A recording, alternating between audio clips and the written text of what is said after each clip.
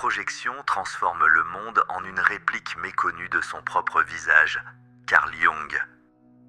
Avez-vous déjà eu l'impression de prendre du retard, même en faisant tout ce que vous êtes censé faire ? Avez-vous remarqué que certaines personnes semblent avancer sans effort, tandis que vous traversez une période où rien ne change, rien ne se produit et aucun résultat n'apparaît ?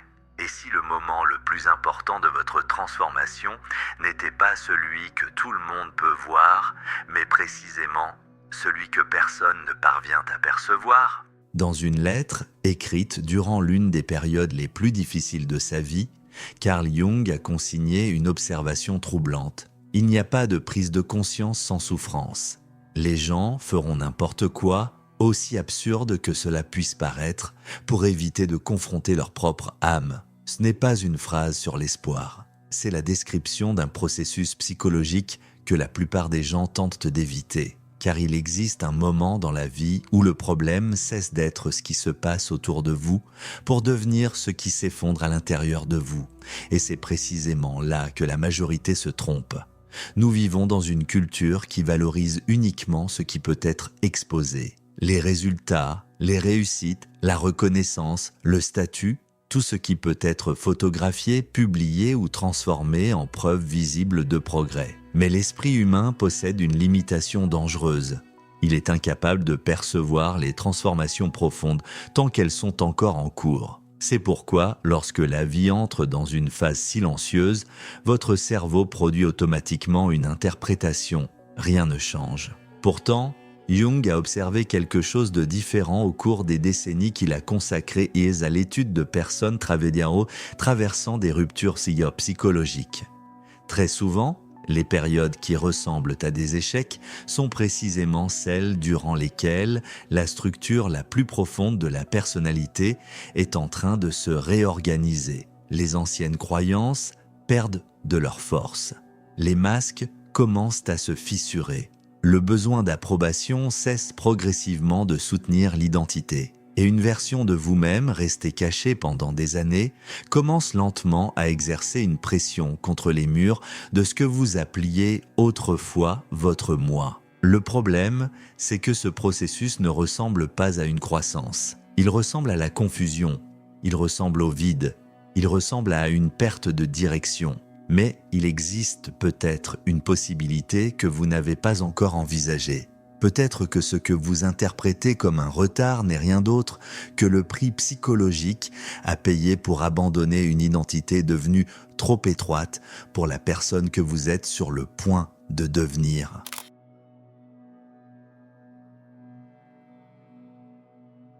Il arrive un moment dans la vie où quelque chose d'étrange commence à se produire.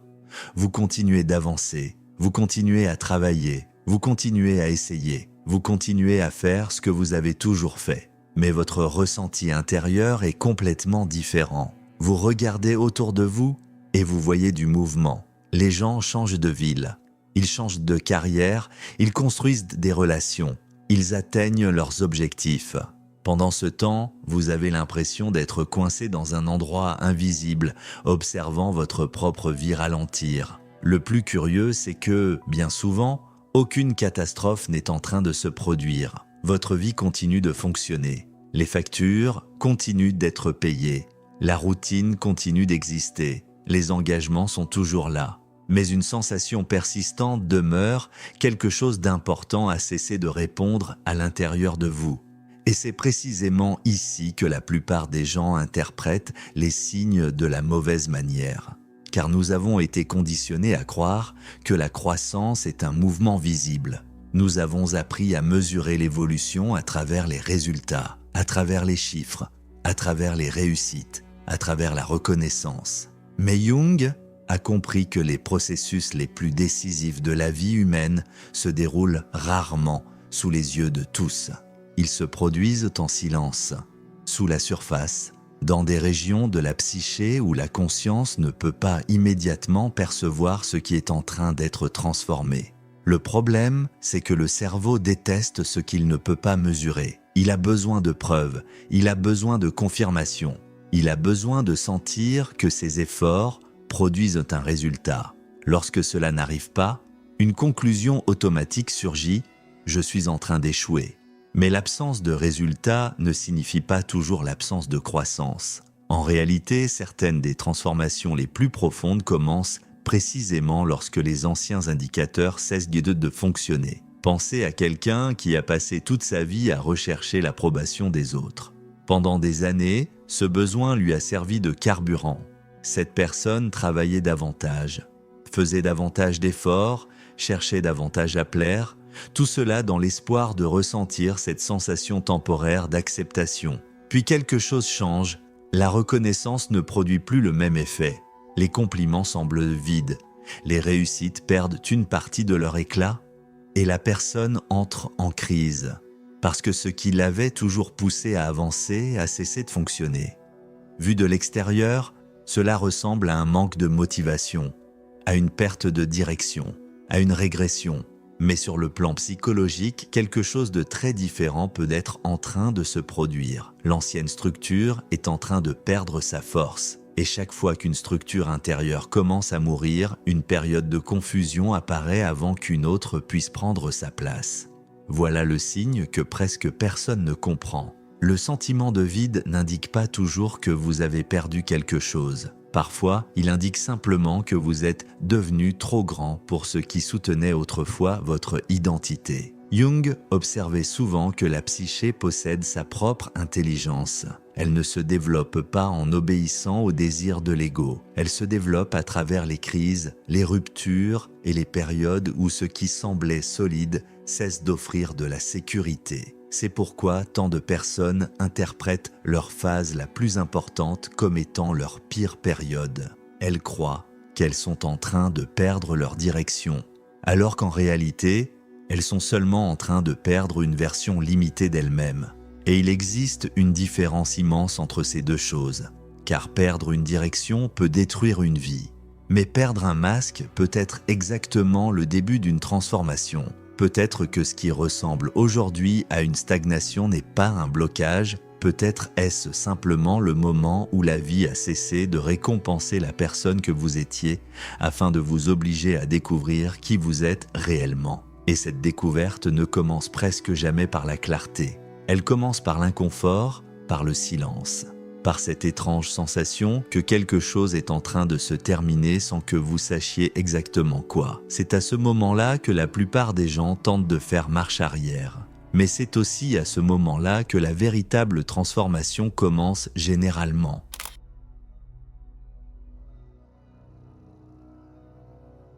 Il existe une phase de la vie que peu de personnes parviennent à reconnaître pendant qu'elles la traversent parce qu'elle n'arrive pas sous la forme d'un grand effondrement. Elle arrive sous la forme d'une usure, d'une lente érosion. Ce qui semblait autrefois important commence à perdre son sens. Les objectifs qui ont animé votre existence pendant des années ne suscitent de plus le même enthousiasme. Les environnements qui vous paraissaient naturels commencent à provoquer de l'inconfort. Les conversations qui occupaient autrefois votre temps commencent à sonner creux.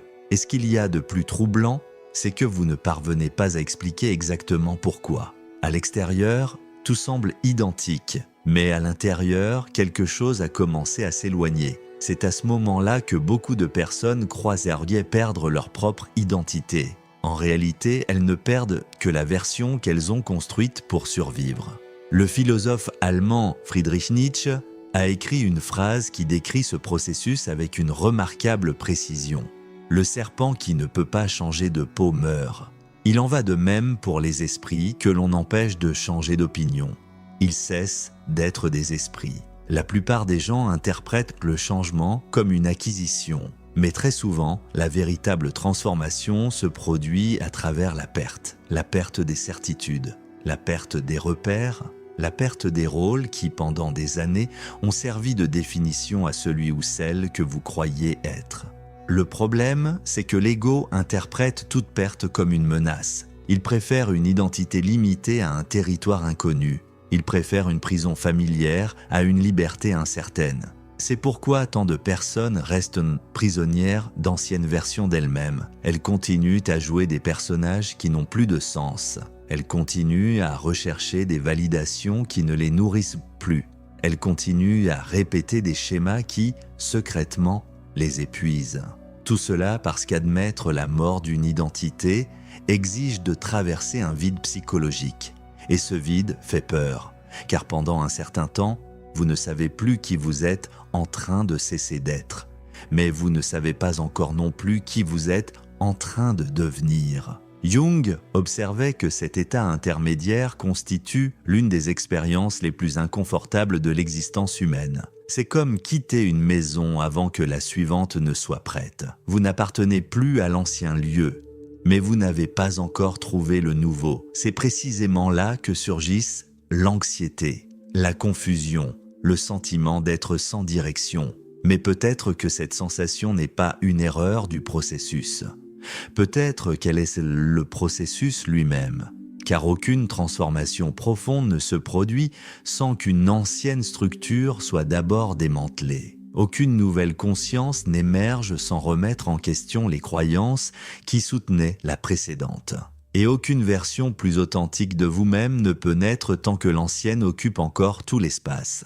Peut-être que ce qui vous arrive n'est pas une crise d'identité.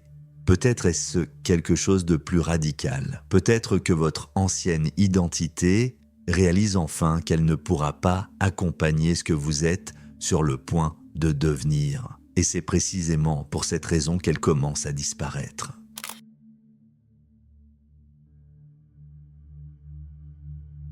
Il existe une question que peu de personnes ont le courage de se poser. Et si votre plus grand problème n'avait jamais été un manque de capacité ? Et s'il avait toujours été votre besoin de paraître acceptable? Dès notre plus jeune âge, nous apprenons une règle silencieuse concernant l'appartenance. Certaines parties de nous sont les bienvenues, d'autres ne le sont pas. Certaines caractéristiques mollets reçoivent de l'approbation, d'autres suscitent l'incompréhension, la critique ou le rejet. Et, presque sans nous en rendre compte, nous commençons à nous adapter. Nous réduisons notre intensité pour ne pas déranger. Nous cachons nos opinions pour éviter les conflits. Nous diminuons nos ambitions pour ne pas paraître arrogants. Nous dissimulons nos talents pour ne pas éveiller la jalousie. Nous contrôlons notre authenticité afin de garantir notre acceptation. Le problème, c'est que l'esprit humain ne sait pas enfouir une seule partie de lui-même. Chaque fois qu'un trait est réprimé, d'autres dimensions sont enterrées avec lui. Le courage est accompagné de la créativité, l'authenticité est accompagnée du leadership, la sensibilité est accompagnée de la profondeur. Et lorsqu'une de ces dimensions est étouffée, tout le système perd de sa force. Au fil des années, l'adaptation se transforme en identité. Vous cessez de remarquer que vous jouez un rôle. Le masque devient si familier qu'il finit par ressembler à votre véritable visage. Mais quelque chose continue de se produire dans les coulisses de la psyché. Ce qui a été réprimé ne disparaît pas. Ce qui a été caché continue d'exister. Ce qui a été nié continue d'attendre. Et c'est précisément pour cette raison que certaines personnes éveillent en vous des émotions si intenses. Parfois, ce n'est pas de l'admiration, ce n'est pas de l'envie, ce n'est pas de la fascination, c'est de la reconnaissance. Vous voyez chez une autre personne une possibilité qui existe aussi en vous, mais qui est restée oubliée trop longtemps. Peut-être est-ce la liberté que vous ne vous êtes jamais autorisé à vivre. Peut-être est-ce la confiance que vous avez appris à cacher. Peut-être est-ce la capacité d'occuper votre place sans vous excuser d'exister. La vérité, c'est que personne ne passe des années à abandonner des parties de lui-même sans en payer le prix psychologique. Ce prix se manifeste sous forme de frustration, sous forme de vide intérieur, sous la forme de cette impression persistante de vivre en dessous de son véritable potentiel. Car il existe une limite à l'éloignement de soi avant que les conséquences ne commencent à se faire sentir. Et peut-être est-ce exactement ce qui est en train de se produire maintenant. Peut-être que l'inconfort que vous ressentez n'est pas un signe d'échec. Peut-être est-ce un signe de retour. Une partie oubliée de votre identité commence à faire pression sur les murs de ce que vous avez construit pour survivre. Elle n'accepte plus de rester cachée. Elle n'accepte plus de rester petite. Elle n'accepte plus de rester silencieuse. Et plus vous essayez de l'ignorer, plus elle devient forte. Car il existe une vérité que la plupart des gens découvrent trop tard. Le plus grand gaspillage de la vie n'est pas d'échouer, C'est de passer des décennies à essayer d'être quelqu'un d'acceptable alors que la personne que vous auriez pu devenir reste enfouie, attendant enfin l'occasion d'exister.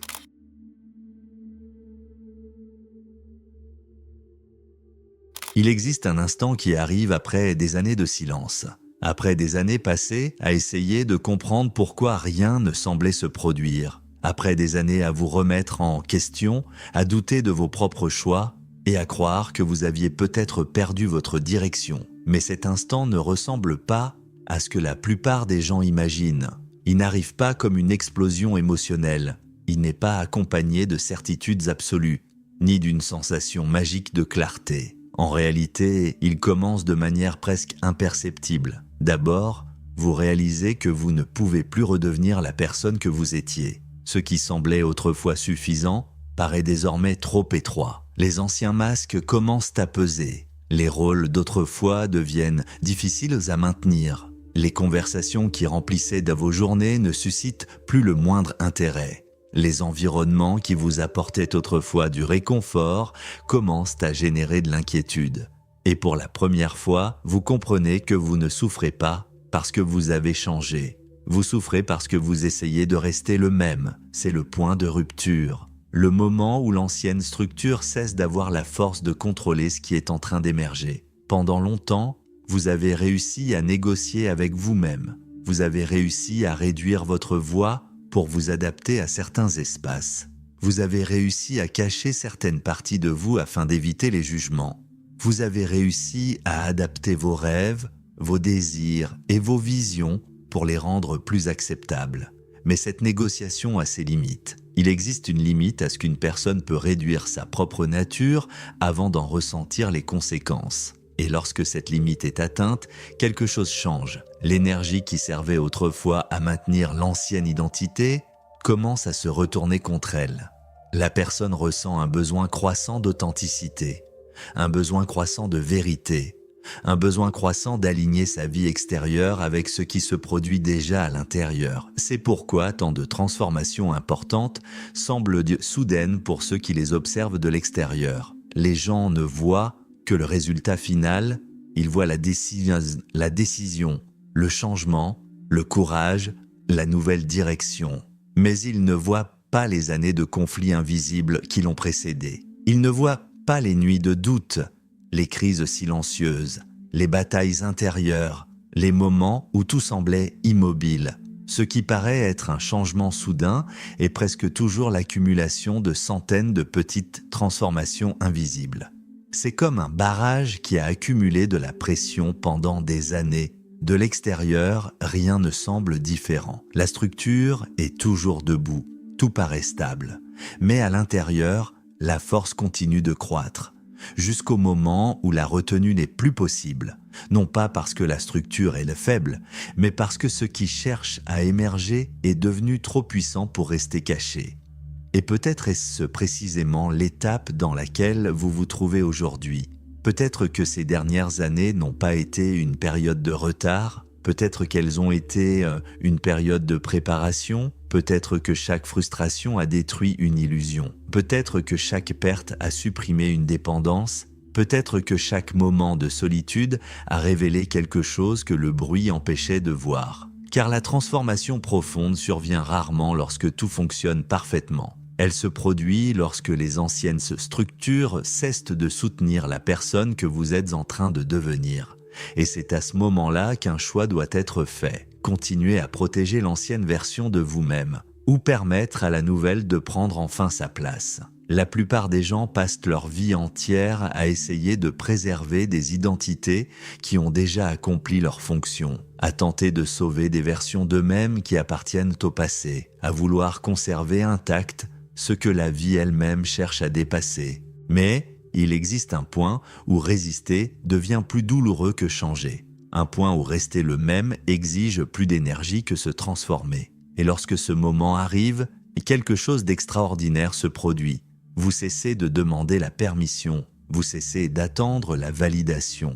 Vous cessez de négocier votre existence avec les attentes des autres et vous commencez à agir à partir de quelque chose de beaucoup plus profond. non pas à partir de la peur, non pas à partir du besoin d'approbation, mais à partir de la conscience de qui vous êtes réellement. C'est à cet instant que la transformation cesse d'être une possibilité et devient inévitable, car ce qui a passé des années à grandir dans l'obscurité trouve enfin l'espace nécessaire pour émerger. Et lorsque cela se produit, les gens parlent de chance, ils parlent de talent, ils parlent d'opportunité, sans se rendre compte qu'ils n'observent que le moment de la récolte, alors que la véritable histoire se déroulait silencieusement, bien avant que quiconque ne puisse la voir.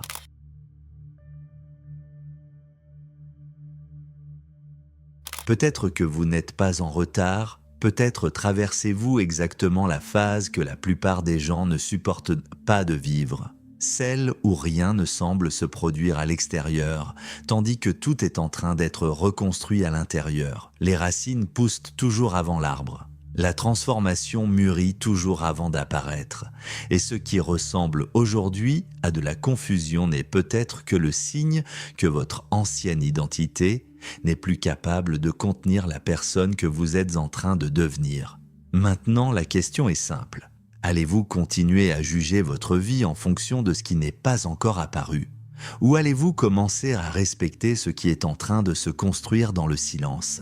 Si cette vidéo vous a apporté une réflexion importante, laissez un commentaire en partageant la partie qui vous a le plus marqué. Votre expérience peut aider d'autres personnes qui traversent le même processus en silence. Si vous êtes arrivé jusqu'ici, écrivez dans les commentaires « Je suis en train de construire mes racines ».